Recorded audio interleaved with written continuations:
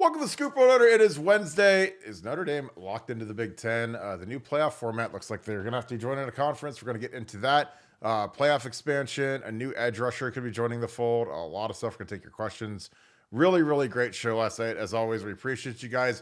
If you guys enjoy this content, please leave us a like, click subscribe, also click that little alert bell. This is going to be a huge show tonight because you guys make it one, so we appreciate you guys.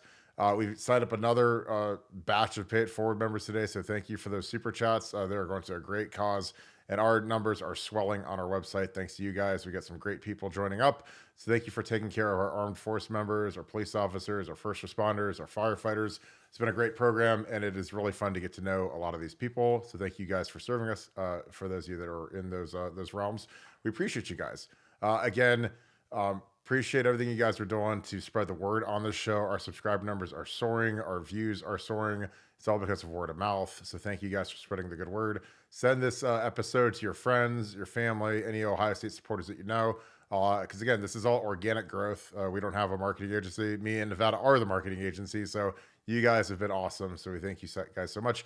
We're going to set up potentially some meetups at Buffalo Wild Wings, our new partner, in the near future. So I'll keep you guys posted on that. And we will be eating smash burgers, the Nevada smash burger, and some other great food at B-Dubs. So appreciate you guys. Nevada, the Oracle, who is one of the foremost authorities on expansion. He works at a very, very high level of college football. Broke a lot of interesting stuff about Notre Dame today on BuckeyeScoop.com. Again, everything is first on BuckeyeScoop.com. If you guys are not members of it, and you guys love college football or love Ohio State, it's the spot. But Oracle is a sniper when it comes to picking off some of this stuff. What did you make of what he broke today regarding Notre Dame and the Big Ten? Well, first, there was two big pieces of breaking news today. The first piece is that another Barton child has been felled, and the other Barton boy broke his arm today.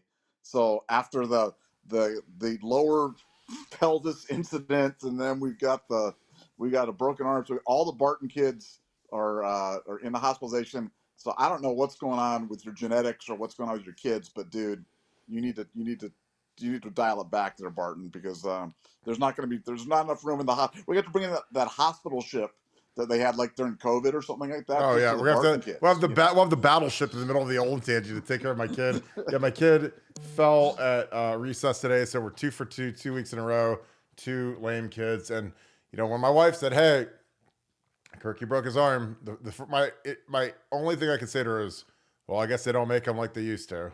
So, because your boy has never broken a bone, so knock on wood, which means I'm probably due next week. I talk all this trash, I'll break my arm. So, thank you for bringing that up. Little Kirky will be fine in a month. But yes, we have a lot of casts and a lot of pain meds going around the Barton household for these kiddos right now because they are hurting turkeys. So yeah, yes. But beyond little Barton being felled, breaking news: the Notre Dame stuff is really starting to cook. Talk to the Oracle. What's driving this is a number of things. We talked about this last time. We talked about how Notre Dame's in an interesting situation by not being in a conference that the conference champions are reserving all the number 1 through 4 seeds, and that pushes Notre Dame, even if they're number 1 in the country, to the 5 seed and would force them to do a first round playoff game, which is a something. But the second thing, which is kind of an underrated point, he really made this to me, really kind of brought it home, is you understand the playoff format is set for 24 and 25. Beyond that, which is literally just the next 2 years, beyond that, it's an open discussion right now. And what the Big Ten and the SEC are arguing for is more automatic bids to their conference. So what they're talking about is potentially the Big Ten and the SEC could say, hey, we want 2 auto bids. The top 2 teams, the top 2 qualifiers to the Big Ten championship game, they automatically get into the playoff, or the top 3 or the top 4 or whatever it is. And when you start doing the math on this stuff, where the money is going to be split up by number of participants you have in the playoff, how far you go in the playoff, being in a conference is going to have a significant financial advantage over being independent on about 4 different fronts. But this is the one that could push them. This could be the straw that kind of breaks the camel's back. And so what's happened in just the last few days is that Notre Dame has opened up discussions about folding the NBC contract into the existing Big Ten contract and this would involve the other media partners with Fox, with CBS, and bringing them in as a full-fledged partner, and something that could happen. He sees in the foreseeable, in the next round of expansion would involve Notre Dame coming to the Big Ten, as part of this playoff expansion, and I think he's got it, because he's been nails on the expansion stuff. He's always been good on it. He's got the best sources possible on this, and I'm hearing the same things from my guys. But Oracle's saying it just doubles it down for me. So I think Notre Dame to the Big Ten is just an inevitability at this point, driven by the necessities of the playoff and the realities of the playoff. Yeah, I mean, he's been killing it when it comes to the expansion stuff. So, again, he's just a different level right now. And again, when he says something, it usually is good foreshadowing, and it usually happens a month or two later. But yeah, I think Notre Dame's got, they got to jump in the pool. I mean, they can't stay independent forever. I know they've been doing it, but they make too much sense for the Big Ten right now, especially with SC coming in, one of their natural rivals. And you don't get caught in the vortex, and all of a sudden you don't have a spot at the playoff table. And the Big Ten to me is where it's at. I mean, if you're looking at coast to coast, and the only thing that would have been great is if we could add Texas, but outside of Texas, we've got most of the blue bloods. Again, the coast to coast thing I think is just huge. LA, sea to shining sea, no one else can claim that. And we've got really, really powerful universities that are banding together, and I love it. Again, I think that, there are people that, I don't like the playoff. I don't like NIL. I think college football has never been better. I think it's absolutely fantastic. I think that the ability to go get Caleb Downs was strictly because of NIL. It's fantastic.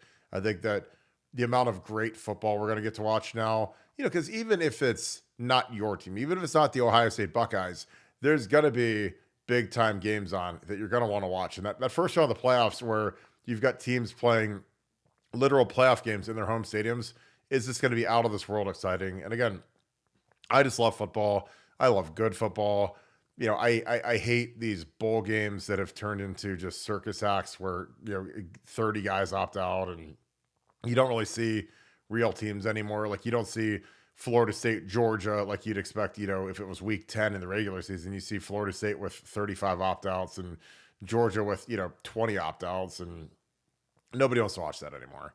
So as the playoffs grow, they're at, 12, and they go to 14, 16. I think it's going to be great. Now, if I'm a player, that is a long season. I remember my first year in the NFL, man. It's we played four preseason games, and then we had 17 weeks of the regular season, and then the playoffs, and it was that was eternal. That was the longest year of my life, because I was I can't believe how long these guys play for with one bye week. And these kids will get 2 bye weeks, but I'll tell you what, man, if there's one thing that would motivate me as a player, as a captain, as an All-American, as a coach, whatever, being in that top 4 and getting that bye week, it'd be the biggest motivation in the history of mankind. Because I'm telling you, these guys are going to be beat up. They're going to be tired, sore. And then, like I mentioned yesterday, the scouting ramifications where, again, they don't reseed everything. So if you're in the bracket and you see the 2 teams that are going to play in to play you, you could get a healthy start on scouting, which I think is, people don't understand how big of an advantage it is to get an extra week. A lot of gamblers, they notice when a team's coming off a bye week and they're getting ready to play a good team, how much closer the games are, how often they win. When we play, if we play Penn State and they have a bye week and we have to go play at Washington or something, that's a huge deal. And people that haven't traveled or played football or coached football, they don't understand the time, the exhaustion, and then versus the rest and the extra study that the bye week team gets. So I think it's going to be exciting. Nevada, how excited are you going to be when Florida State and Notre Dame jump into the Big Ten? Well, it's going to be amazing. I mean, I'm still having a hard time processing the whole SCU, CLA, Oregon, Washington thing, but you got to remember the playoff too. We've talked about the 4 byes in the first round. That discussion is literally 1 day old, and they're already talking about expanding the playoff from 12 to 14 teams. So that would mean that the top 1 and 2 would get byes. Everybody else would be playing.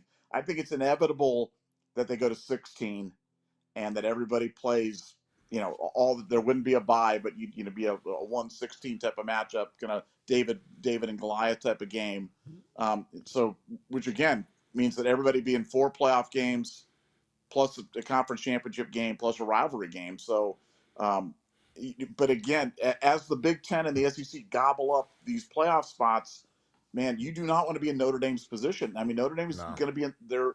They're going to be in there kind of going, how do I get into the college football? How do we stay relevant in the college football playoff? How do I get in? How do I qualify?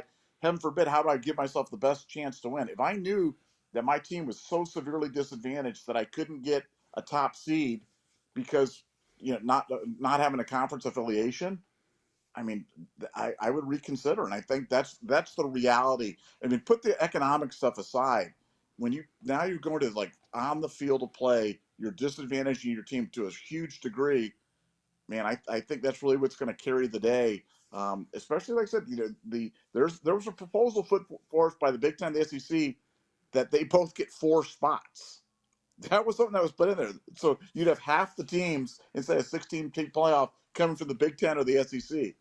Um, for these other conferences, now they can sit there and kick and yell and scream and hold their breath and do the Veruca Salt thing and whatever they want to do. But really, what's their leverage? What leverage do they have in this thing? I mean, the Big Ten and the SEC literally hold all the cards. They've got all the brands. They don't need anybody else. So it's really like these other conferences are at the mercy and the kind of the generosity of the Big Ten and the SEC, and that's the reality. I mean, somebody tell me if I'm wrong on that, but like, what leverage could they have? If the Big 12 came in tomorrow and said, "Well, no, we don't go along with that. We want this." What's their leverage? That Kansas State isn't going to participate? I mean, what do they have? They have nothing. So I think these other schools are kind of realizing that, they're the Washington Generals, and the SEC and the Big Ten are the Globetrotters, and they just better kind of get their games, get the piece of the pie that they can, try to lock it in as long as they possibly can while they can, because eventually the Big Ten, and the SEC is going to be all that's left, and you're either going to be inside or you're going to be outside, and Notre Dame realizes that, and that's why they're going to join the Big Ten, because they don't want to get left out of it. Because eventually, the Big Ten and the SEC are just going to say, "See you guys, 24 teams each conference. If you're not in, you're not playing." Carlisle Indian Academy isn't participating either, and Notre Dame, you're not participating. Go do whatever you're going to do, but you're not playing football, and that's why they're going to be in the Big Ten. Yeah, and those of you that have been in the scene before, like, you don't want to be the guy who's outside the rope at the club. And that's kind of where we're going right now. Like, this is going to be the biggest, greatest club that's ever existed, this college football playoff. And if you're not in the SEC or the Big Ten, good luck. Because for one, it's going to be hard to get on a schedule. It's going to be hard to have credence because, the Big Ten and the SEC are about to be just absolute monster. Because like, for years, the SEC is like, oh, well, it's so hard to play in the SEC. Well, look at the Big Ten. Now you got to go to the West Coast and go play SC, go play Oregon, go play Washington. If Washington can, if Washington is as good as they were last year, I mean, Washington, they're very up and down team, but when they're up, they are really good. I mean, Washington 91 is one of the greatest teams in college football history.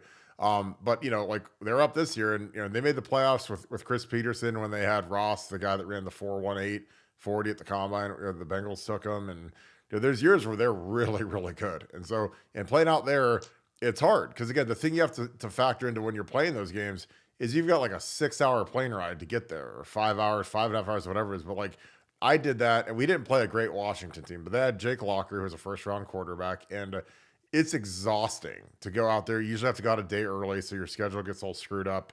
Then we played, and then we flew all the way back, and that's tough. The SEC, like, regionally is just so much more southern, southwestern centric. Where the Big Ten, man, the travel is going to be a monster. But I think that these guys got to realize, hey, man, this is where it's going, and if you want to be a forerunner, you better jump into one of these conferences. And obviously, the Big Ten makes a billion times more sense for Notre Dame than the SEC. The SEC and Notre Dame are like oil and water. But they better get with the program because everyone else is leaving conferences and breaking hearts and destroying the ACC. The Big 12 doesn't exist. I mean, it's been, or the Big 12, the Pac 12, like, everything's dissolving, and Notre Dame's still standing there like like the the Dutch girl with her finger in the dam as the dam's getting ready to bust. And I'm like, you better jump in here. Um, Well, yeah. Nevada, Let good, me make one good. more point about that, just because you make a really good point. I mean, the SEC right now, if you're really honest about it, it's a regional conference. You look at Yeah. it; they dominate the South, and that's what they Yep. do. Yep. There's only one true national conference. There's only one conference that plays in all three time zones. So you're going to be playing in the big. You're going to have Big Ten games dominating the airwaves from 9 a.m. in the morning until after midnight as you're playing on the West Coast. I mean, that's crazy type of coverage. That's crazy kind of exposure to Big Ten football. And that's the brand that you want. I mean, that's what if you want to be the national, like the National Football League, you don't want to be the Southern Football League. You want to be the No. National Football League. And the National Football League for college football is the Big Ten. Yep. It just is. And there's no way to argue against that. So I think that Florida State's come to that realization. Notre Dame's come to that realization. It's just a reality. Like you said, you're either going to be in the club or you're going to be outside the club waving $100 bills at the bouncer, trying to get his attention, trying to get into the club. And that's a terrible, terrible spot to be. Notre Dame realizes that and Notre Dame's like, they're like the chick that used to be hot, but it's kind of like Yes, getting they close are. to her Oh. expiration date. Ooh. And you're like, man, didn't you used to dance at the Copacabana or something like that? But now, like, you just kind of hang on the outside and you're just kind of old, kind of smoking the cigarette and stuff like that. Like, that's where Notre Dame's at right now. And they better get under the velvet rope before it shuts, because they ain't gonna get back in after that point. Yeah, like you don't want to be the old chick in the club, because there's always, every club's always got that one old chick, and like she's not really that old, but she's just a little too old to be in the club. That's a Chris Rock line. Yeah. I love Chris Rock. But it's like you don't want to be that chick, or even worse. What's even worse is being the old dude in the club, because then you're like, oh, that's even worse. Real quick before we get spinning on the show, I gotta ask Tabitha K. This was an unbelievable super chat yesterday when you said that your boyfriend watches the show every day, and can we settle the Game of Thrones versus Dexter debate? All I want to know, and I pray to God that you or your boyfriend is in this chat, is who was on what side? Were you on the Dexter side, Tabitha, or were you on the Game of Thrones side? Because I put that in my Instagram, and both of our Instagrams, and it was a landslide for Thrones. So I hope, Tabitha, that you're on the Thrones side. But if your boyfriend was, that's just as great, because then he watches the show and he obviously is a genius. So, but I was just dying to know that all day, so I got to get that out there. Nevada, the boys are grinding along. I believe that our guys are getting back from their cruise vacation, and they're getting back into the grind. I think Chip Kelly is going to get here at some point. He wasn't in the building this week much. Your thoughts on the importance of NIL fundraising? Because again, I know Ryan, he does it for, obviously, to raise money for cancer, a very noble cause. My father died of cancer, so they raise a lot of money on that cruise ship. But there's also a lot of money that needs to be raised for NIL. Do you think that sending like 8 of the active seniors and Ryan Day, and those are all guys that got NIL deals to stay, do you think that that'll be helpful for NIL fundraising to kind of talk about, hey, this is what we need to do to keep Ohio State elite? I heard it was already successful, and I've heard that they've already bagged more commitments on this cruise than they had anticipated.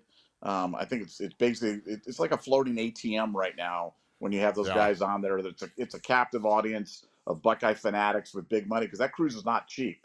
You're not talking about some Carnival cruise thing where it's like $399 for 3 days down to Mexico or something like that. Like this is expensive, and no, I've heard they've been very, very successful on the trip, more so than they thought, more so than they hoped. And they still may be shopping him. There was that big tackle come on the portal from SMU. Not sure if he's a take or not. People first thought it was the first team ACC, but it was AAC. But still, he's a first team tackle. He's a big kid. It'll be interesting. We're digging to see if Ohio State's interested in him. You can usually tell by if they're starting to allocate money at the foundation if they're going to try to go after him from the consortium. But it's going to be interesting to see in the second round. I know Ohio State's been allocating money for the Michigan players. I know they've been waiting to see what other guys are going to be coming available. But I think that they're going to have a full war chest after the after the Buckeye cruise, because I think they were very successful and executed it flawlessly. Yeah, and I just think that is Ryan's number one job now. As much as it is call timeout on and not punt on 4th and 1 from your own 45. Like it's more, what can we raise keep this roster healthy? Because again, I just keep looking at the schedule and it keeps getting longer. More games, more travel, more beat up bodies. I mean, you need all hands on deck, man, and you got to keep your depth because the depth is going to be so critical to winning national championships. I'm going to throw on a little video of these guys getting down in the weight room right quick. They posted this today. They're under the squat rack. Again, like this is squat day. I love it. This is where dudes are made. Like this is where like Carson Hinsman should just live in the squat rack because that's something that he really needs to work on. A lot of these guys do. I mean, there isn't a guy out there that can't get stronger. See Lorenzo Sells Jr. Really, really good stuff. Again, I love seeing this is where the power is generated to move guys in double teams, stop guys in bull rush, get faster, more explosive. Say they test these guys at the beginning of the cycle. They'll test them on their broad jump, their vertical jump, 225. They usually don't do a 40 because they don't want anyone to pull a hamstring. And then they'll go through this whole cycle of training and diet and whatever. And then they test them again. And usually guys will make pretty significant gains, which is cool because it means you're putting in the work and you're getting stronger. And, every week you add a little bit more weight to that bar. I remember my senior year, I really, really focused on my squat and my hang clean. And I had the highest squat on the team because I wanted to get fast. I wanted to get fast, powerful.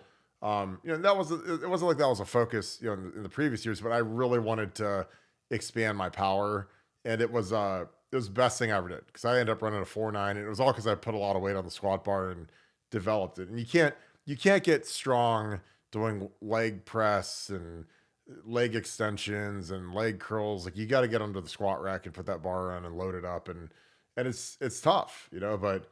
I hit 675 my senior year, which is a big squat. And Tank Whaley was right next to me because Tank Whaley is one of the greatest players I ever played with. He was a walk-on from Ironton down on the river, down in Southern Ohio. And Tank was like 5'10", and he weighed about 250. And he ended up playing fullback his senior year. But obviously when you're 5'10", you can squat. He was a power lifter in high school. I mean, little short arms, little short legs. But he could squat a house, and he was strong as an ox and a great teammate. Nevada, just a little bit about how the sausage is made. Your thoughts on winter workouts, Nevada? We'll get these super chats. Well, I want to know, because typically when I go to the gym, I'm usually spending maybe an hour and a half at the gym or something. But like an hour that's in the juice bar, and then maybe I do a few bicep curls or something like that, and then maybe sit in the sauna or something. Sauna. So is that jacuzzi? Yeah. Is that kind of like what squat day is like there at Ohio State or something like that? Because, those guys look like they're really – I'm not quite as fatigued as those guys are, and I'm just wondering what am I doing differently? Well, I mean, for one, you're a little bit more advanced in age, so I wouldn't recommend squatting that heavy at your age because again, I don't squat that much. What's up? That's a good point. That's a good Well, point. I mean, I'm 39, so I'm not squatting 600 pounds anymore. I promise you. Don't squat 675. Okay, I'm checking that off the list right now. Or something. Okay, you got your paper, your pen, paper and pen. Should I shave time off the juice bar, less time in the juice bar, maybe more time on the squat rack? More time at Johnny Rockets. Get 2 strawberry Oreos and bring them into the sauna, but drink them ultra fast before they melt because you don't have warm milk because then you'll have food poisoning. So I mean, I'm just giving you all the tips and tricks. I'll get a brain freeze too if I drink 2 of them right away. That what I'm saying. That's right. Yeah, that hurts. Okay. We're going to get into these super chats. Tony Turley, my man, the most powerful attorney in all of Ohio, my dude. Appreciate you. Thanks for the 10, my man. Kirk, let me know if your health insurance balks at paying the medical bills. I'll give my wife your phone number. She's like, I wonder what they're going to charge us. I was like, well, you work for the VA, so that means that we're on the government, insurance plan. So we're going to find out what it means. But yeah, these kids keep breaking. And then my little girl dog got spayed. So, I mean, it is I'm just glad that I can hold it together because, everyone else is falling apart, including you, Kim. I know you're watching right now. I'm teasing. Me and Kim are holding it down. Carr, Matthew, WD, thank you for the 5. Who designs the wide receiver route / O-line blocking, OC or position coaches? This is a great question. So I think it depends on who the offensive coordinator is, and like what their deals. I mean, a lot of it is concepts that we've run. I mean, they might change some stuff up, but a lot of teams run the same different, cover 2 beaters, cover 1, cover 0 beaters, quarters beaters. So, I mean, there's only so many things you can draw up. Now, you can change stuff. And a lot of times coaches in the offseason, they'll study, elite offenses. Like, if I was Ryan Day or Justin Fry, I'd study the 49ers offense just because I like what they do in the running game and get Debo Samuel involved. Like that's Debo. A lot of stuff Debo does. He's a lot more physical than Emeka, but Emeka's getting pretty big. So you could do a lot of the Debo, the vertical the jet sweeps and some of the stuff that they do to get him the ball in space. Like that's some stuff you could do with Emeka or Brandon Inniss. O-line blocking again. That's the O-line coach. And again, it depends on who the OC is. If your OC's got an O-line background like Kevin Wilson does, he could get in there a little bit. Chip's got some, but Chip, I'm sure isn't a real technical offensive line guy. I mean, I'm sure he knows it, but he's never coached it. I mean, I'm not saying he can't, but Justin played it. Justin's coached it for a long time. But a lot of the O-line stuff is pretty generic. I mean, it's tight zone, it's wide zone, it's power, it's counter. So those are all just basic running plays that 99% of football teams run, but just at different volumes or percentages, in my opinion. But that's a great question. Again, the wide receiver routes, I mean, that's Heartline, but that's Ryan too. That'll be Chip Kelly. Most of these guys that played quarterback or in Brian's case, receiver, they're the passing game guys. And then like the O-line guys are Brian Hartline's not going to be drawing up blocking schemes, and I'm sure he can. If you ask him to draw up a running play, I'm sure he could draw it up on the grease board, but can he really explain the intricacies of it and coach it on the field with from a technical sense? I don't know. And I don't expect Justin Fry to be able to coach wide receivers to the same proficiency as Brian Hartline. But that's just my opinion. Could be dead wrong. Again, like for a perfect example, like with me and Zach, like if someone asked me wide receiver stuff, like I could talk like to a very minimal basic knowledge because I was in that room with Urban and he taught all the wide receiver stuff. But I can't talk it like Zach. Zach coached it. Zach knows it like the back of his hand. And honestly, and I don't think Zach could speak O-line play, and he'd be the first one to admit it the way that I can. So, whatever you played and coached that you became like kind of high level at is what you'd gravitate to in that circumstance. But that's a great question. Poohbeard12, my man, thanks for the deuce. Nevada, why is FSU a bigger addition than Miami, the Hurricanes?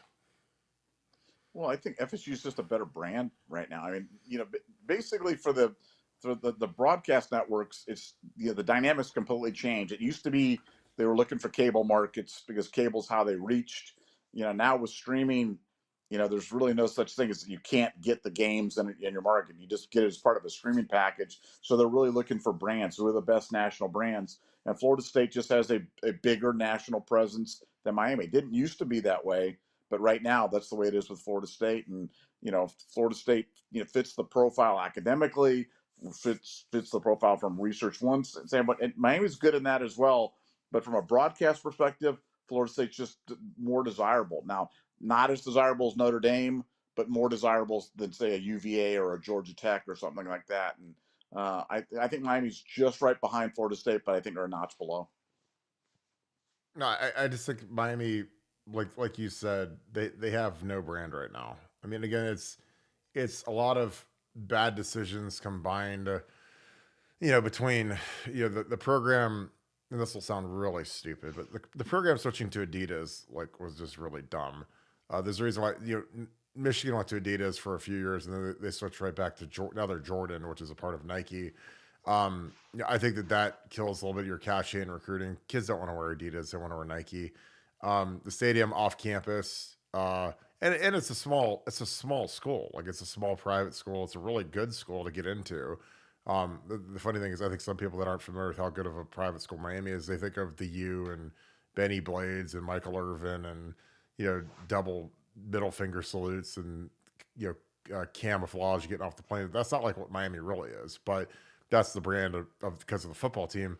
But Florida State, it's just when you watch home games at both schools, like Florida State stadium's packed, a lot of electricity, good players want to go there. Miami is just like, it's a dead stadium. There's nobody there. They get some kids because of NIL. They got Samson Okunloa. They beat us on Justin Scott, Mark Fletcher, but it's just a pure NIL chase, and again, how long can that stay proficient for? And, and it's just, it's just successful down there. I think Florida State's a much better brand. And again, it's just look at the stadiums, look at the fan support. They have a on-campus stadium, electric atmosphere when they're really good. So yeah, I totally agree with you. And again, Miami, like we were talking about, like the old chick in the club, like Miami's like a 65-year-old in the club, like right now, like that's where they are. Cause I mean, they haven't been relevant since we beat them in that bowl game, in that Fiesta Bowl, when we beat them for the national championship. Like literally, we took their soul that night, cause they haven't been the same since. And, that's just part of it. And again, that's why I tell people, you better enjoy Ohio State being great, because we've been recession proof for a long time. We're going on like 20, I don't know, since 02, we're 14. So what, like 23 years, 22, 23 years. I mean, we've been recession proof, and every other program that was good back then has gone into periods of stinkage. Expedition Greg, appreciate you, brother. Thank you for being an Ultra member, and thank you for always being on here and kicking it with us. Will you think Notre Dame and Florida State be the next two, then followed by Miami, or how do you think this will go? I think I'm with you, Nevada. Notre Dame and Florida State are the next two, but I'd love your thoughts on it first, Nevada. Yeah, I think Florida State, Notre Dame for sure, the next two. After that, it's really kind of a guessing game. Miami wants to jump in the boat, but Ohio State really wants to go after UNC. I mean, University of North Carolina is really one of the last big fish that are left, because they're a brand, to a lesser degree in football, but certainly a prominent brand, and obviously a huge brand in basketball, and just a great academic school, great research institution as well. So that there's going to be a real battle going on for UNC. And then you get schools like Clemson and other ones that, obviously just seem to fit more with the SEC and what they're trying to do. Would be a great, Southern team to include with the SEC Southern brands. But I think it really depends on what happens with UNC at that point, because as we've talked about, then what happens with Duke, then what happens with NC State, then you've got University of Virginia, again, great school, lesser athletic school, but certainly somebody that could come in. But are they a brand? Do they bring $100 million in added media value, because that's what each team's getting? So are you $100 million additive? I don't know. And so I think some of these schools may come in at lesser deals, but they're still way more than they would get by not being part of it or by being part of the ACC. So I think after Florida State, Notre Dame, it's just a guess. Yeah, I totally agree, but people gotta jump in on this thing pretty quick.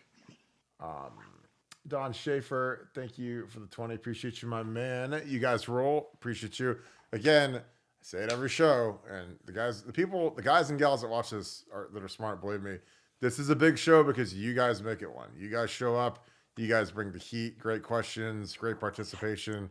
Our chat is electric. Shout out to Devin and Akeem, a.k.a. Ohio 7715, and Tora, and also Kim, who I will not call my old lady because somebody in the chat got upset that I call her my old lady. The old lady's kind of a term of endearment. She is still my old lady, but I will not call her the old lady anymore. So I know that's confusing, but she's still my old lady. With the question, with the potential of the 16-game season, is there any talk of increasing the allowable scholarships to expand the team roster and improve depth? I don't think so. I think that the big reason why is because you don't want to just have like a bunch of kids that are stashed and buried. Again, the NFL, you've got a 53-man roster, and then they've got like, I think 10 or 12 guys on the practice squad. The practice squad used to be 8, and I think it might have gone to 10 or 12 in the last few years.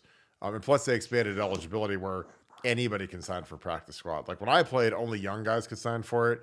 If you played a certain number of games, you were no longer eligible for it. But now there's like Jason Peters, who's a Hall of Famer and is like 41 years old. He was on a practice squad last year, just as a body that had to keep on the roster. I don't think you need more than 85. Again, like I said, the NFL, they get it done with 53 plus 12 on practice squad. So that's 65. So you got literally 20 more spots. Now the difference is you don't have free agency and street guys. So, but I don't think you need more than 85. But I could be wrong. Nevada, do you have any thoughts on that? Are there any talks of increasing the scholarship limit? And would you be in favor of it? Well, there's a couple things that work. There's been talk about adding an 11th countable coaching spot, and that legislation has been kind of stalled. And the reason that that was stalled was just financially. And people think, wow, one more position. But for some of these schools that are kind of on a razor's edge, they don't want to have to add one more position. They don't want to have to add one more job. And I would think that scholarship expansion would kind of fall into that same boat. So I would think that I would not expect to see either one of those proposals move forward, just because I think for the schools that have the money, it wouldn't be that big of a deal. But there's a lot of schools that are still playing that aren't, as financially advantageous, and I think for them it would really create a potential hardship. And as you said, with 85, you're stashing guys already, and I don't think they want to get into that. But I'll continue to monitor the NCAA stuff. I think if you saw a move on the 11th coach, then maybe you'd see it maybe expanded by 3 to 88 or something. But I don't know of any active proposals to do so right now. Yeah, I totally agree. Don Schaefer, again, thank you for being an ultra member. Thank you for the 10. Thank you for the back-to-back questions. Appreciate you, my man. With all the money involved, do you see any move to pay-per-view formats for big games or playoff games like the NFL did with Peacock this season? Just saying, someone has to pay that huge bill. Well, I know that our YouTube TV and cable prices are probably going to go up. The price for ESPN and Fox and whoever else is doing these games, CBS, not going to be cheap. But I don't think pay-per-view is the most advantageous way to do this. I think you're just going to see a lot of commercials, and I think that the price for those channels are just going to skyrocket, because I mean, they have been. I think pay-per-view is dicey in an era of crack streams and illegal streaming. Like I don't think that that's the way to maximize the revenue when it's a product this big. Again, like we're coming off a year where this was the most watched. The Super Bowl was literally the most watched television event in history, and a lot of it has to do with Taylor Swift and the Kelsey thing. It was a great game. It went to overtime. It was in Vegas. A lot of hype. So football has never been bigger, folks, and I don't think there's any thought you can ever put it on pay-per-view, just because, people, you want as many eyeballs on it as possible. But I do think that the prices and the amount of commercials will go up. Nevada, you have a huge background in sports. You've been in big league meetings before. Agents at the biggest agencies in Hollywood. Am I off base or am I on the right track? No, I think you're on the right track. I think politically, it would be such a disaster to go to a pay-per-view model for games like that. I mean, the amount of garbage that the NFL got for the Peacock thing was substantial, and I'm not sure that was like a really good experiment for them. I mean, it sounds good in theory, but you're spot on that if you go to pay-per-view, what you can experience what the UFC and boxing have gone to exclusively pay-per-view for their big, pay-per-view events, and they get killed by the streamers. And if you don't really know what streaming is, and a lot of people might not know what streaming is, but basically somebody just streams the thing on another channel, and you're able to watch it on these streaming channels. You're a little delayed. You're like maybe 10, 15 seconds later, whatever it is, but you can watch it for free. And it gets to the point where if they're charging $29.99, $11.99, $49.99 for a Super, people are just going to tune out. And so, one, you're not going to get the revenue that you thought you were going to get anyway, and two, you're going to lose viewers. And at the end of the day, the NFL is about eyeballs. They want eyeballs, and they've got a money machine going right now. So the last thing they want to do is screw it up. And I think going to pay-per-view or something could potentially turn a good thing into a bad thing, and they're too smart to do that. Especially when it's a massive audience, regardless, and it's a concentrated audience. Like imagine, like just in some strange universe, they say, hey, you know what? Let's make the Super Bowl pay-per-view this year. Like everybody in the world wants to watch that game, and people that illegally stream it know that, so they can hold on TikTok. They can get big audiences holding their phone or on websites or whatever. And a lot of the websites, they're not domestic; they're based in in Asia and in Europe and wherever. And so, like does the ABC, NBC people, do they want to deal with that? You know, the Fox, the CBS people, like not really. Like, I mean, the whole point of the playoff and expanding is let's sell expensive commercials and let's sell these streaming rights. Because again, everybody wants to watch those games. So I just think pay-per-view, you know, you got to do it with a prize fighter, but like with college football, man, it's like this thing is it's a built-in monster. Like why would you limit the number of eyeballs that can see your product? Keith Myers, I've got 3 in a row about this. This is gonna be interesting. Thanks for the 5. Is it true or was it a troll on Twitter that said Caleb Downs started following Michigan football and unfollowed Ohio State? This is peak off season. I have not heard anything about Caleb Downs other than you know, his dad is a great guy. He loves Ohio State. They love Jim Knowles. They love the OG, Tim Walton. He got the biggest NIL deal in Ohio State history. He got an amazing new car.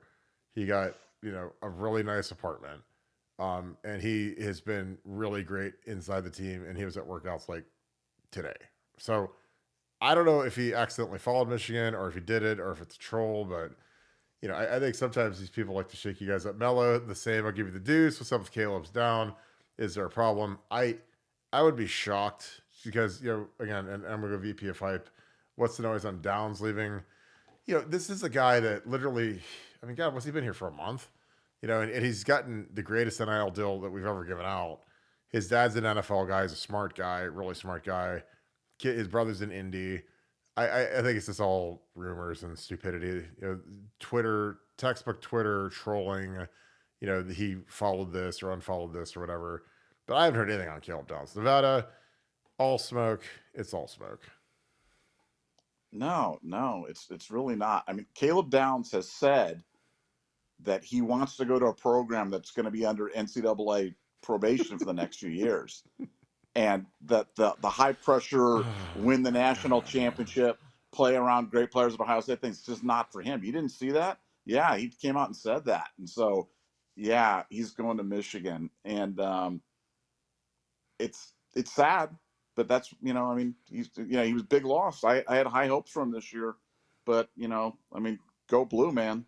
They're getting a good one. Great player.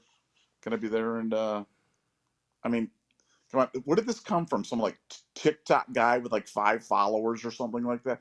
Look, we trust ourselves here on the Scoop on having like really smart. This is like the really smart group of people right there. Don't believe what you see on the internet, man. Don't be fooled. Whenever you see something like that, even if you're fooled, just check the account too to make sure it's not the fake Pete Thamel thing or some troll with 17 followers or something like that. But no, there's no truth to it. No, Caleb Downs isn't going to Michigan. No, don't worry. Everything's okay. That better? I mean, this is peak off season right here. Caleb Downs, who could have gone anywhere, could have gone to Georgia, could have gone. You know, I mean, Michigan wasn't even in the photo. It was Georgia and Ohio State, and the OG Tim Walton and Jim Knowles. They sealed the deal. And the foundation wrote a humongous check to get this kid here. So, I mean, you know, I don't know what else he wants, but I mean, he's going to be the focal point of a safety-driven defense. He's got an incredible nice car, and he's got a nice apartment. He's got everything you could ever dream of for a 19-year-old kid to have. So he's not going anywhere. Again, this is just stupid that we wasted this for someone. But hey, it is the offseason. He is a prized possession. And again, you know, his dad, like I said, is a very stand-up guy. I know from people I've talked to that dealt with him, he's very sharp. He's a good dude. And these guys did their homework before they made a move. And the one thing you're not going to do is move and then move, because then you look like a total douchebag. And NFL people don't like that kind of stuff. They don't like, oh, well, he's at Ohio State for a month and what happened. Like, people understand, like, if Nick Saban retires and he's the greatest safety coach that's ever walked this earth and you leave because, you know, Washington's defense, I mean, This Alabama regime they got now, Kalen DeBoer, is an absolute dumpster fire. And they lost their O-line coach, their offensive coordinator within the first month. Like, I mean, that thing is going to be a sinking ship. You know, so, you know, these guys, they did their homework. They've got really good people around them. He's playing on the most loaded defense in the country. And our offense is going to be amazing with Chip Kelly. So, Again, guys, rest easy on the cable down stuff. But I do appreciate the super chat because that is hilarious. Uh, Car Matthew D. Appreciate you. Thank you for the 10. So, based on your earlier answers about O line blocking, in what way do we expect Fry's O line blocking to improve? Is it Chip's scheme that will fix it? Seems Day is better at pass scheme, Chip good at run.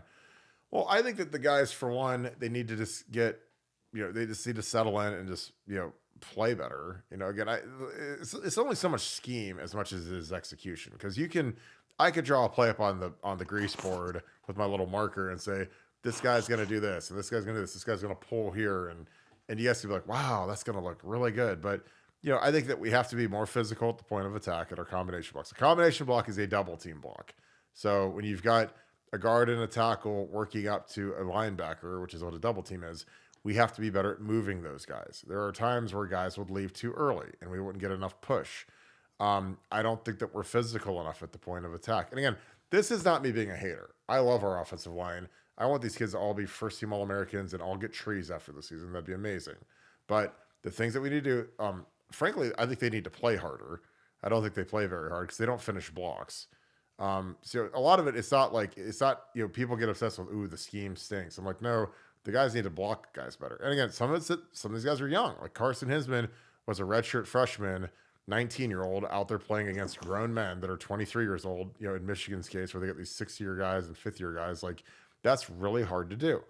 I think Donnie has to get much better and more physical with his hands. And Donnie's got incredible amounts of ability as a guard.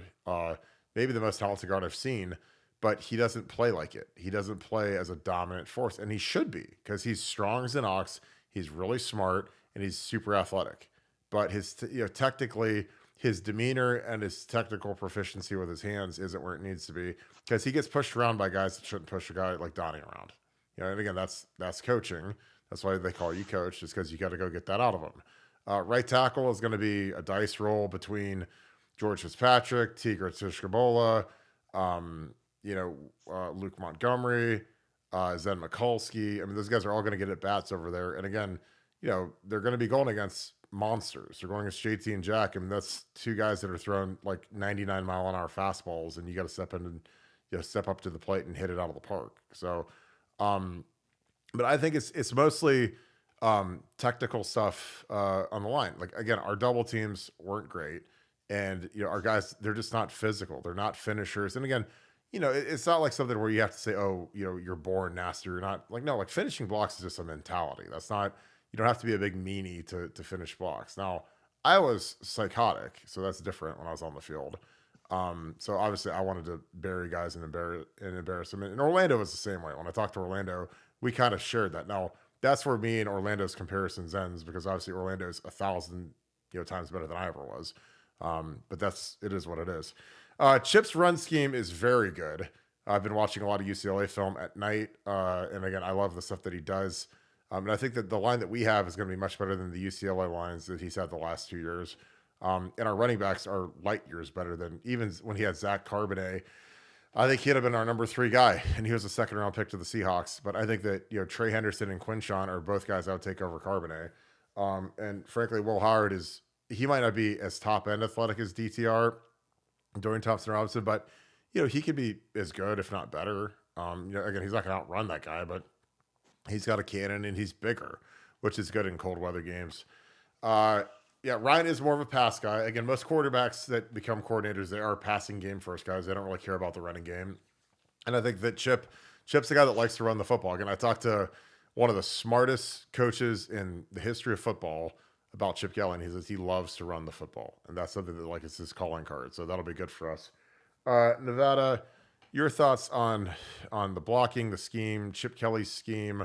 Where are you at with all that? Because I think Chip Kelly's scheme is going to be a breath of fresh air because it's nothing against Corey, and I love Corey. I've known Corey since he was an intern, but he doesn't have the amount of knowledge that Chip Kelly has in terms of running an offense.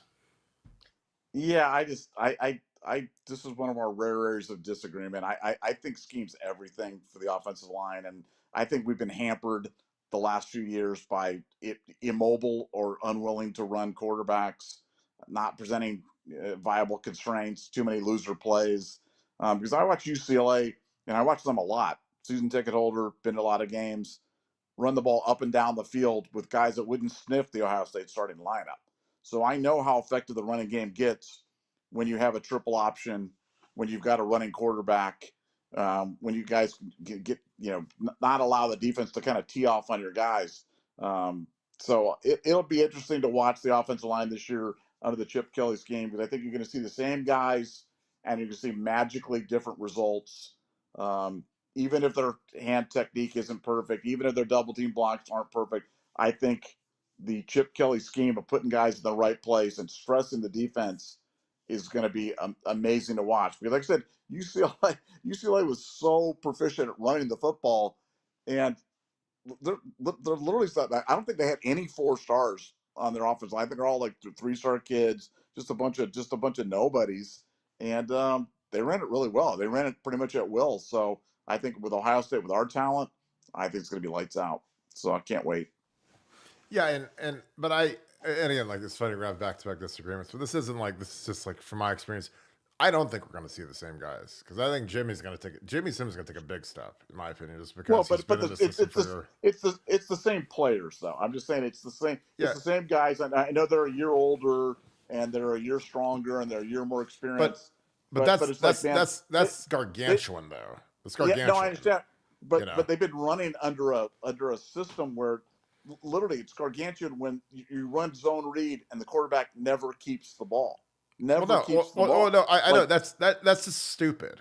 That's Ryan Day I being know. stupid.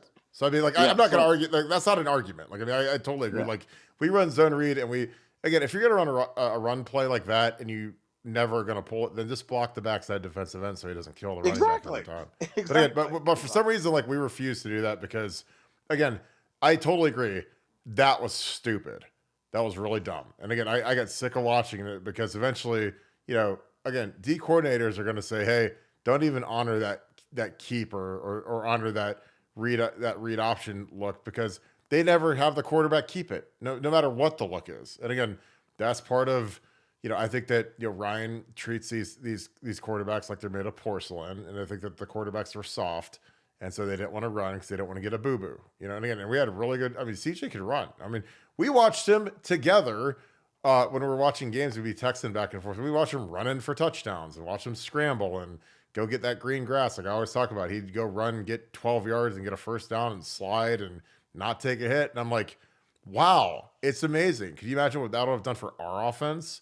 And again, and our offense was unbelievable with CJ Stroud, but I mean, you saw how good it really could be when he took off and scrambled versus Georgia. And again, that's something where, those plays take all of the oxygen out of the opposing sideline when you do something like that. And again, we didn't do it. Sean Rollins, thank you for the 10. Thank you for being an Ultra member as well. If you have a question, toss that in the chat. Donald and Karen at Rossback, huge contributors on BuckeyeScoop.com. I appreciate you guys for that. Thanks for being an Ultra member as well. Did you see the Blue Jackets are playing the Red Wings in the shoe for the Winter Classic, Nevada OH?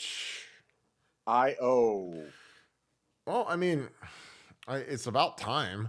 I mean, they've only been doing these for 15 years, and we finally get one in the shoe. And there was all this talk about, they got to winterize the press box and winterize the suites and everything. And I'm like, well, just do it and start doing these things in the winter. You could have an Ohio State Michigan game in the Horseshoe. I mean, we've played in Brown Stadium for a stupid Ohio State Michigan game. Like, that's embarrassing that's not being played in the Horseshoe. But I think it'll be fun. I think that the shoe will sell out. Again, it's going to be another fun event. It's another way to generate revenue, and that's something that it's not an accident that we have like 7 country concerts in the summer, and we have Brooks and Dunn, and we have Rolling Stones and whoever, AC/DC, all coming through the shoe. You might as well have some winter events too. I think it'll be really cool. I think that I mean, Nevada and I love hockey. The Blue Jackets. I would kill for the Blue Jackets to just completely rebrand, drop the word blue. Don't wear blue. Wear red and black or something. Anything but what they do now, because they need a total fire hose to that program. And again, I love the Blue Jackets. I'm friends with Jody Shelley. I'm friends with Jeff Rimmer. And it kills me that they just can't. They're like cursed. They go out and they sign Johnny Gaudreau, and he just tanks. Patrick Laine has the best one-timer in the game. Then he gets here and he tanks, and it's just there. It's cursed, you know. But I'm excited about it. Nevada, your thoughts on a Winter Classic in the Horseshoe?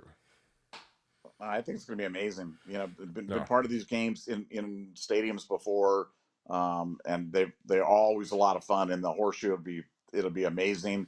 Like I said, I hope that they do an Ohio State themed jersey for that. I get the Worthington Industries blue jacket thing, but I think having a blue thing in the city of Columbus was one of the stupid, stupid. stupidest Yeah, things that I've ever heard. It didn't make sense to me at the time when I saw it. It still doesn't make sense to me, and I just think it's dumb. But that's just me. I think it's the curse of the blue that's chasing the franchise around, and until they change that, it's like sacrificing the goat or whatever we got to do to get rid of the curse. But drop the blue, man. Make it the Columbus Jackets or whatever it is, and just yeah, go with it. yeah. I mean, again, I hate the Blue Jackets. I don't want to buy a navy blue jersey, and there's a lot of Ohio State fans that don't like to wear blue. But again, that's their MO. But I'm excited for it, and I hope that they tie like an Ohio State Michigan game, because I think if you're gonna put the surface down, and have the game on like a Saturday, like why would you not have like an Ohio State men's game and an Ohio State women's game on like the Sunday or the Friday or something? Because I think that'd be cool. I think you'd have to combo the guys and girls to make it like a doubleheader, because I don't think you get, obviously you're not going to get enough stadium people in the stadium for the girls game, but the guys game, if they played Michigan, I think would be cool. William Jones, thank you for the 50, my friend. Ooh boy, I'm going to save this one. Screenshot this, send this to you, Nevada. I doubt they will, but if Notre Dame does end up joining the Big Ten, I'll donate $500. Well, I mean, I'm going to have to save that one. Nevada, is this one worth saving? Look. You know how much garbage I took when I came out and I said USC coming to the Big Ten, and people are like, "Oh no, Nevada! Oh, that's not going to happen, Nevada!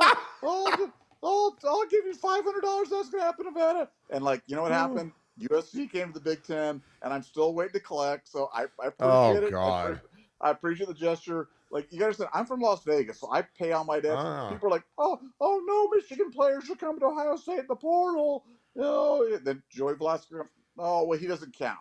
Oh, Keon Saab leaves and goes to Alabama. Oh, he doesn't count. And it's everybody wants to talk, but I'm telling you, Notre Dame's coming to the Big Ten, just like I told you about USC, UCLA, Oregon, and Washington. And I heard from Daffy Duck when I did that about the thing for the no, they're not in Henry the Husky. No, we're never leaving the Pac-12.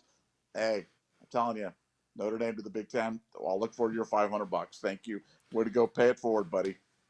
We got a big pet peeve thread on BuckeyeScoop.com. Again, BuckeyeScoop.com, we talk about everything. Obviously, we're very inside info for Ohio State football centric. That's like our bread and butter.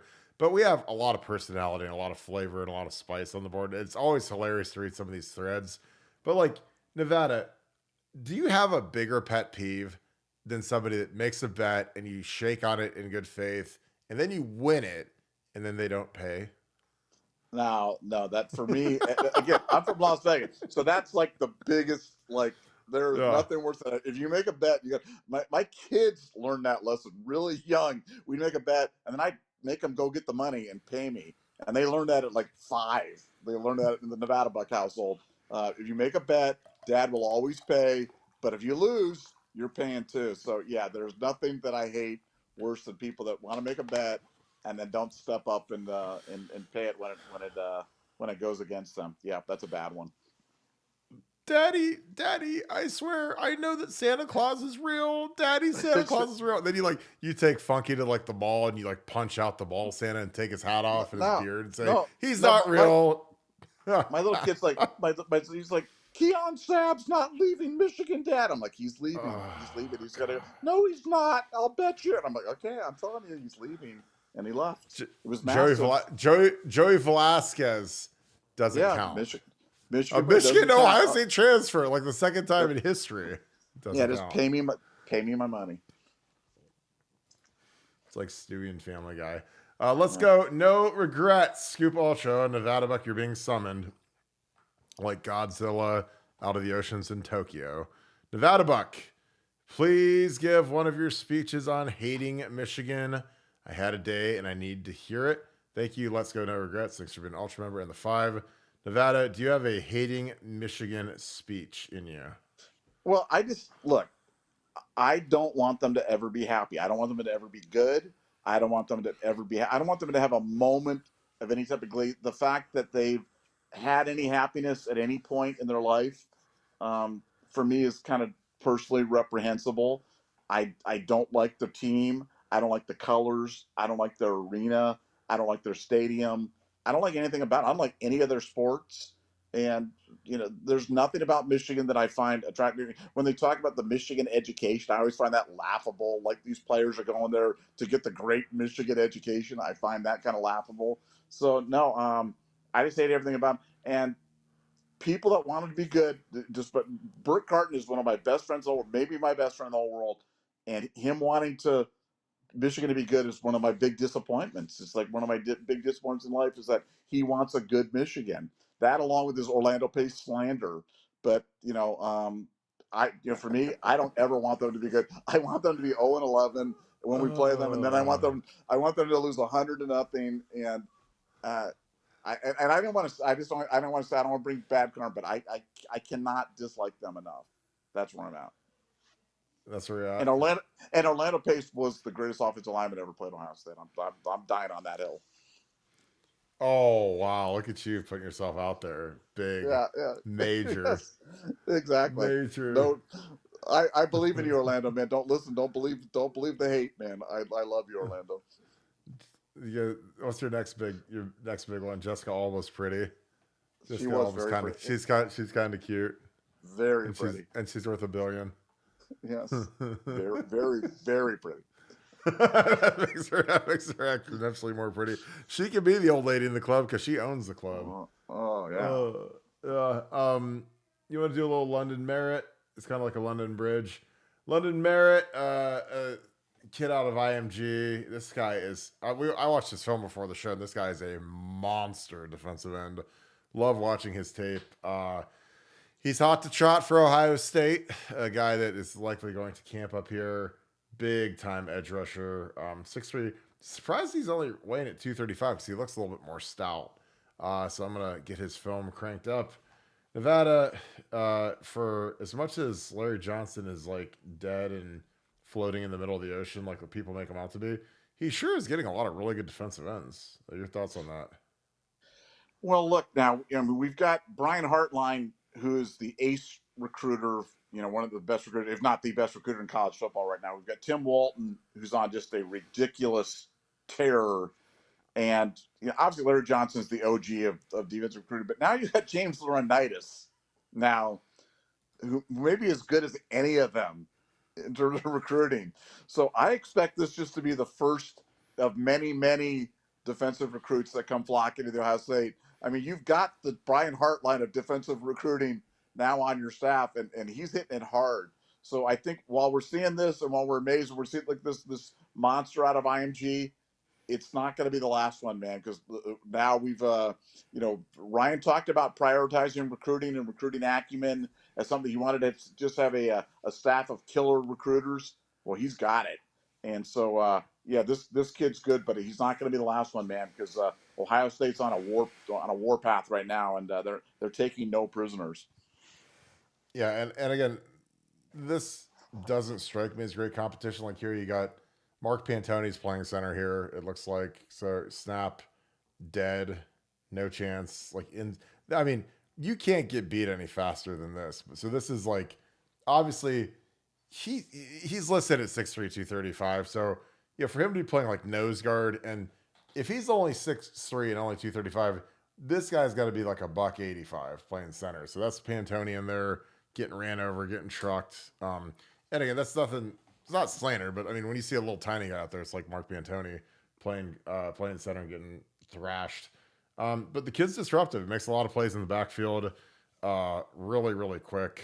And again, these are the guys that are like perfect edge rushers. They're probably end up being 255, playing 6'3", 255, which is plenty of weight to play in the Big Ten as a pass rusher. But he's got good. He's quick. He's productive. Again, you can't. I tell people you can't control the competition you play against. Obviously, he's at IMG now. Made the move, But this guy is disruptive. He's really fun to watch. So I'm just gonna let this roll a little bit. We have another super chat. VP of Hype, thank you for the 5.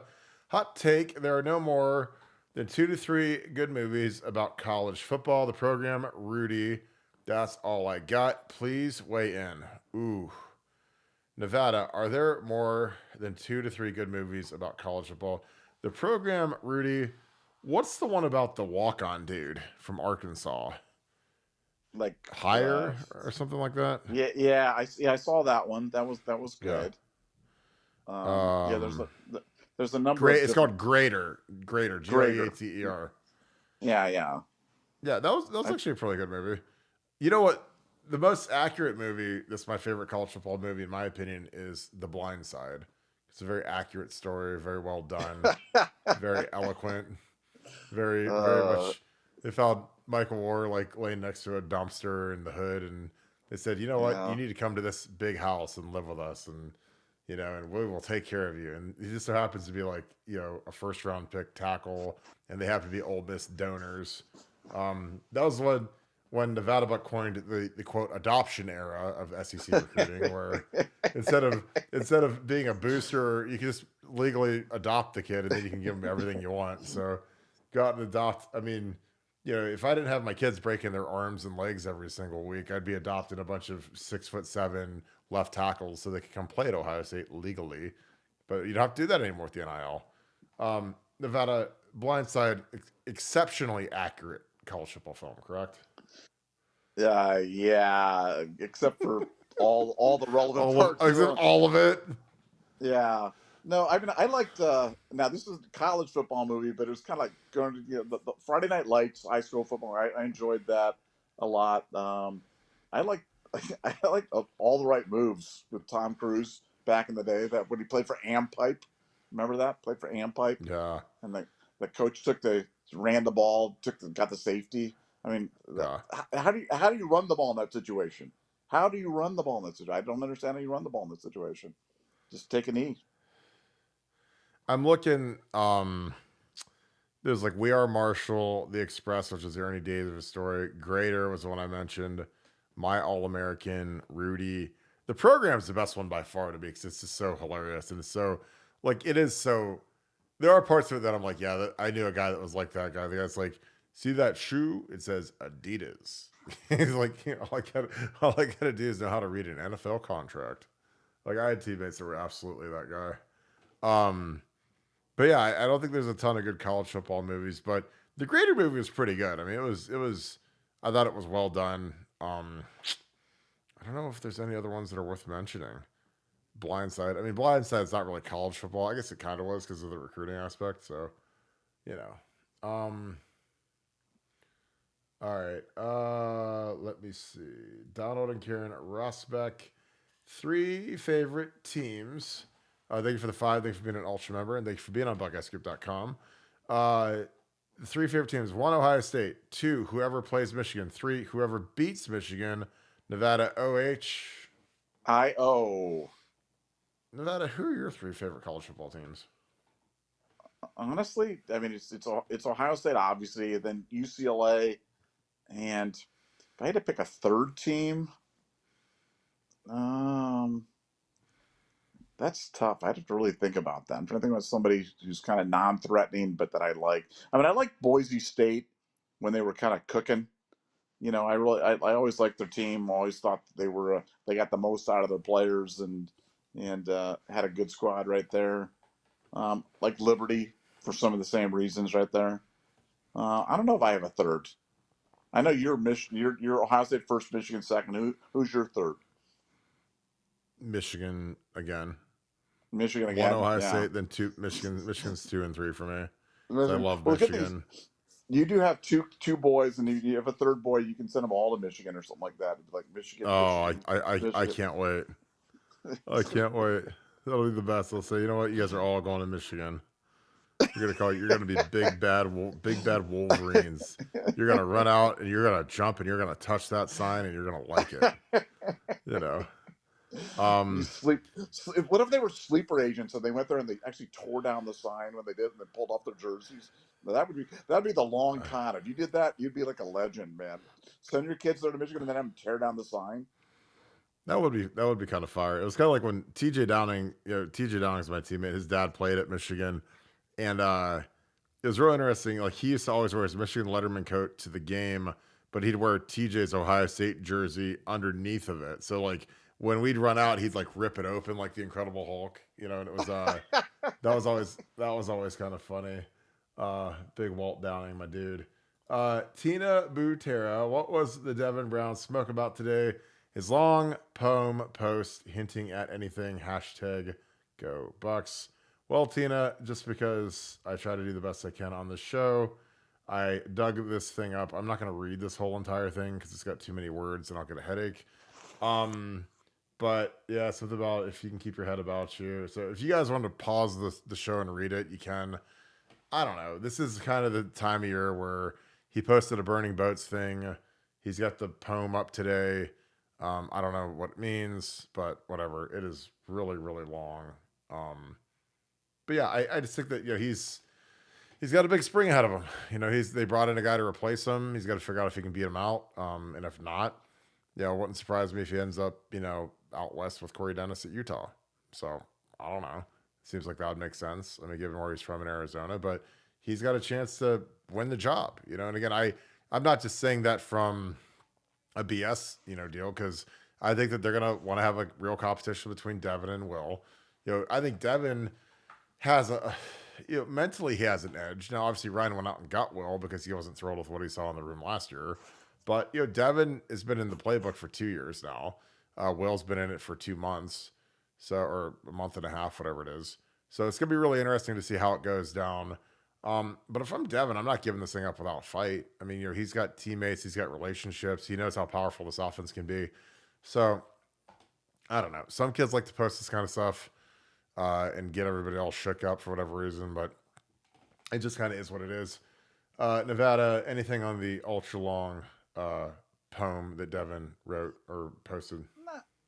No, that poem's kind of very Devony, though. I mean, that's kind of who he is, and he's talking about if you can keep your head when everybody else is losing theirs, and just you think about the situation he's kind of faced, and he comes to Ohio State, he sits, he gets his chance, he gets hurt, he gets another chance, he gets hurt again. Um, then the guy in front of him leaves, and then they bring in a transfer guy in front. I mean, he's faced a lot of adversity, and I think he's philosophical about it. I think he's philosophical about the challenges that he's facing. I mean, I love it, and I wouldn't read too much into it, but like I said, because that's if anybody was going to post that, it'd be Devin. So I think it's just him kind of expressing. He loves challenges. Is he up to it? Is he better than Will Howard? I don't know if he is. I don't think he is. I think Will Howard's a better quarterback than he is, but we're going to find out. He's going to have a chance to do it, and we'll see if he can get it done. Yeah, and like I said, Ryan, he went after the kid for a reason. So, we'll see. Again, I root for.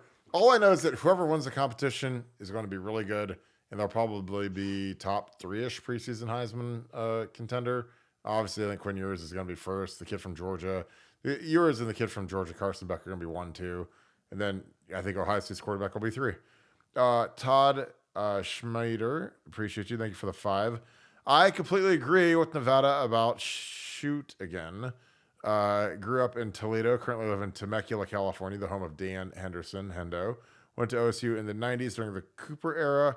Complete misery. Nevada, Hendo's from Temecula, I believe. Your thoughts on the 90s and you rallying the troops about hating Michigan and everything about it?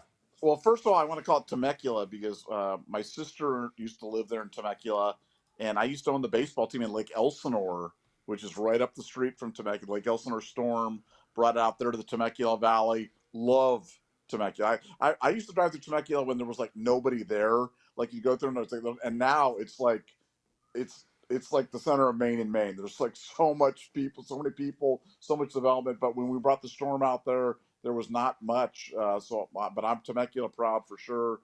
As for hating Michigan, unlike Kirk Barton, I feel like I understand the rivalry in a way that Burke really didn't. You know what I'm saying? It's not like Burke played against Michigan or beat them. Oh, So, never. you know, no, I'm undefeated from my living room against Michigan.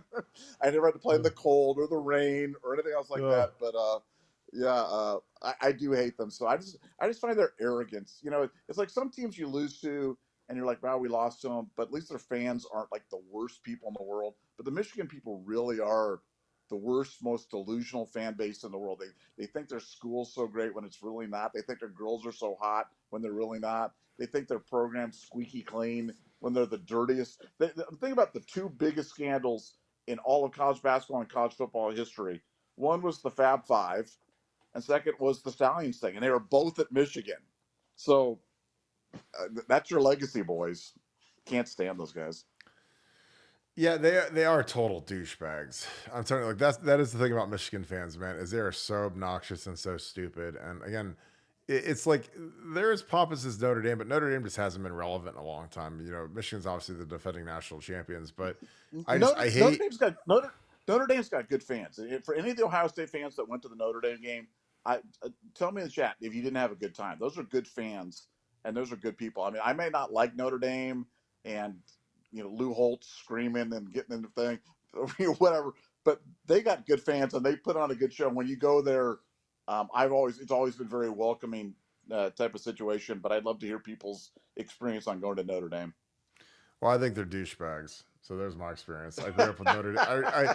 I grew up around Notre Dame people, and all I ever heard about was Ohio State's degree, and we can get anybody into school and whatever. And I'm like, you guys got like Devontae Neal into your school, so shut up. Like I saw his transcript.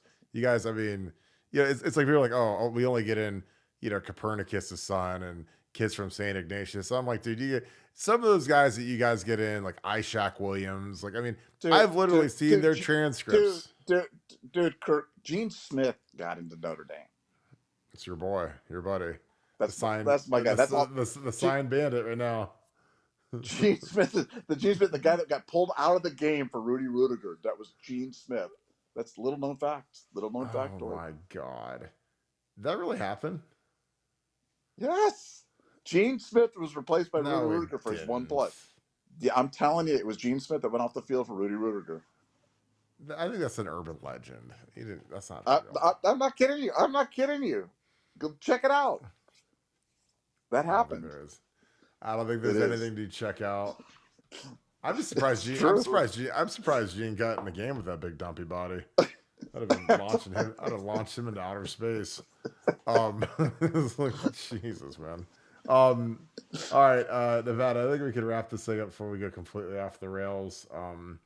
Another day, another broken bone in the Barton household. Your thoughts? Yeah, hopes and prayers for the really just for the Barton children, because clearly, the Barton genes are kind of falling apart right now. The kids are a wreck. They are, and it's like borderline child abuse what they're having to go through over there at the Barton household. But all hashtag pray for the Barton kids. And if you guys get a chance, if you like this video, hit that little likey button on there. That really helps other people find it. That's if you get a chance to retweet the episode or do any of that stuff really helps us as well. Just share it with your people. Really appreciate people finding it, and thank you guys so much for coming to the show tonight. Really, it was a lot of fun. Oh, we do have a last second super chat. You guys, is that a donk? Is that a Hellcat? Florida 561 Stepper. That is a great name, and I think that's a Hellcat, maybe. What's good? My two favorite guys on any screen. Much love watching from Florida, Palm Beach County. Man, I am really jealous of your weather because I'm sure it's nice and hot and crispy down there, because up here it is cold and rainy. I like the whip, though. Put what kind of car you got in the chat? That thing looks sweet. But I appreciate the love. Thank you. Again, we got a ton of Florida people on this board, so I appreciate you guys so much. Nevada, any final thoughts? I know we already wrapped this, but we'll re-wrap it real quick. Yeah, much Florida love. Going to be down there the first week of April for the Women's National Hockey Championships down there, first week of April down there in Florida. So I'm going to be down in the land watching and representing. So love Florida. Can't get down there enough. And thanks for the super chat. Yeah, absolutely. All right, we will wrap this thing up. Appreciate you guys as always kicking it with us. Another great show, a big show because you guys made it one. Thank you for the generosity. Thank you for showing love in the super chats. Going to pay it forward. Actually, got another email for someone to have to sign up this evening. So I'm going to jump on that as soon as I get off the show. So appreciate you guys taking care of our military members, our police officers, our first responders, our firefighters. It's been an awesome program. If you guys are not part of BuckeyeScoop.com, I highly suggest you join it as we get into this home stretch heading into spring football.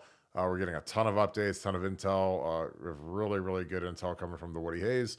So I'd love for you guys to join the fun on BuckeyeScoop.com. Once you're on it, you'll never leave because people love the content and they love the community is unbelievable. So appreciate you guys so very much.